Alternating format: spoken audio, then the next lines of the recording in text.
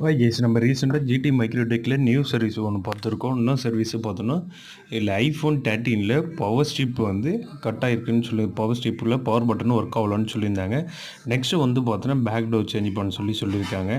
இல்லை ஆக்சுவலாக வந்து பவர் ஸ்ட்ரிப் வந்து நம்ம சேஞ்ச் பண்ணுறோன்னா அதில் வந்து பார்த்தோன்னா ஃபுல்லாக நம்ம டிஸ்பிளே ஃபுல்லும் ஓப்பன் பண்ணிடணும். டிஸ்பிளே ஓப்பன் பண்ணிவிட்டு அதுக்கப்புறம் அதில் காயில் இருக்கும். காயில் வந்து பார்த்தோன்னா பவர் ஸ்ட்ரிப் வந்து நம்ம சால்டர் பண்ணுற மாரி இருக்கும். நம்ம மேனுவலாக சால்டர் பண்ணுற மாரி இருக்கும். நெக்ஸ்ட்டு வந்து பார்த்தோன்னா சால்ட்ரிங்கில் வந்து ஜென்ரலாக சென்டரில் காயில் சென்டரில் வந்து பார்த்தோன்னா ஒரு சால்ட்ரிங் பண்ணிடும். அதுக்கப்புறம் ஒரு 3 பாயிண்ட் வந்து ஸ்ட்ரிப்லேயே ஒரு 3 பாயிண்டில் ஒரு இடத்துல சால்டர் பண்ணுற 3 பாயிண்ட்லேயும் சால்டர் பண்ணுற மாதிரி இருக்கும்.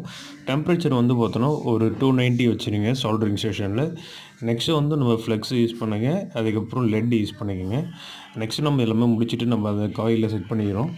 காயில் அசம்பிளி பண்ணிவிட்டு அதுக்கப்புறம் வந்து ஸ்ட்ரிப்பு எல்லாமே நம்ம ப்ராப்பராக ஸ்க்ரூ பண்ணணும். சைட் டோரில் அந்த கனெக்டர் இருக்குல்ல, அந்த கனெக்டர் இருக்கிறதுலையும் நம்ம ஸ்க்ரூ பண்ணணும். நெக்ஸ்ட்டு வந்து இந்த பவர் பட்டன் இருக்குல்ல, வால்யூம் அப் அண்ட் டவுனாக அந்த இடத்துலையும் ஒரு மெட்டல் இருக்கும். கரெக்டாக நம்ம ஐஃபோனை பொறுத்த வரைக்கும் எங்கே ஸ்க்ரூ நம்ம கைட்டுறோமோ அந்த இடத்துல அந்த சேம் சைஸில் ஸ்க்ரூ வந்து மேட்ச் பண்ணிவிட்டு நம்ம ஃபிக்ஸ் பண்ணுறது ரொம்ப நல்லது.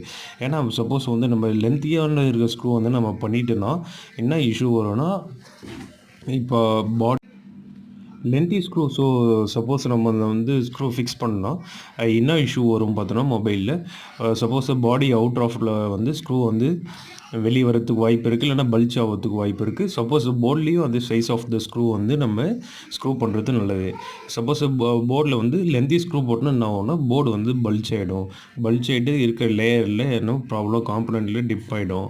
டிப் ஆகிட்டு அதில் டேமேஜ் ஆகும், ஃபிசிக்கல் டேமேஜ் ஆகிடும். அது மேனுவல் நம்ம ஃபிசிக்கல் டேமேஜ் ஆகாத அளவுக்கு நம்ம நம்ம ஆக்சுவலாக வந்து ஐஃபோனை பொறுத்த வரைக்கும் எல்லா ஸ்க்ரூ எங்கெங்கே இடணும் நம்ம கைட்டி ரிமூவ் பண்ணுறோமோ நம்ம ஒரு இடத்துல நம்ம சேஃபாக வச்சுக்கணும். எல்லா ஸ்க்ரூ அதுமாரி முடிச்சுட்டு நம்ம போடுறது பெட்ரு. ஏன்னா நம்மளுக்கு கொஞ்சம் லைட்டாக வைப்ரேட் இருந்தாலும் கொஞ்சம் இந்த ஐஃபோனை பொறுத்த வரைக்கும் ரொம்ப சென்சிட்டிவ்ஸு சொல்லுவாங்க. சென்சிட்டிவ்ஸ்னால கொஞ்சம் ப்ராப்ளம் வரும். ஃபைனலாக நம்ம வந்து போர்டு நம்ம ஃபிக்ஸ் பண்ண போகிறோம். போர்டு வந்து ஃபிக்ஸ் பண்ணிவிட்டு எல்லா கனெக்டரும் நம்ம கனெக்டர் எல்லாமே நம்ம என்ன பண்ணுறோன்னா, அதில் வந்து போர்டில் வந்து நம்ம ப்ரெஸ் பண்ணிவிட்டு நம்ம கனெக்ட் பண்ணுறோம். கனெக்ட் பண்ணிவிட்டு எல்லாமே கனெக்ட் பண்ணிக்கிறோமோ ப்ராப்பராக பார்க்க போகிறோம். நெக்ஸ்ட்டு வந்து பார்த்திங்கன்னா எல்லா ஸ்க்ரூ வந்து போர்ட்லேயும் ஒரு 4 ஸ்க்ரூ இருக்கும். 4 ஸ்க்ரூ வந்து நம்ம ஃபிக்ஸ் பண்ணிடுறோம். 4 ஸ்க்ரூ ஃபிக்ஸ் பண்ணிட்டோடனே அதுக்கப்புறம் நம்ம டிஸ்பிளே வந்து கனெக்ட் பண்ணிவிட்டு ஆன் பண்ணி செக் பண்ணி பார்க்குறேன். என்ன ஆன் ஆகுதோ ஆஃப் ஆகுதோ நான் செக் பண்ணி பார்க்குறேன். அப்போ திருப்பி சார்ஜை சார்ஜரை கனெக்ட் பண்ணி செக் பண்ணுறேன். மொபைல் ஆன் ஆகுது. பேக் டோரு பேக்கில் போட்டுரும். தேங்க்யூ ஃபார் வாட்சிங். Subscribe my channel. மறக்காமல் சேனலை சப்ஸ்கிரைப் பண்ணிவிடுங்க.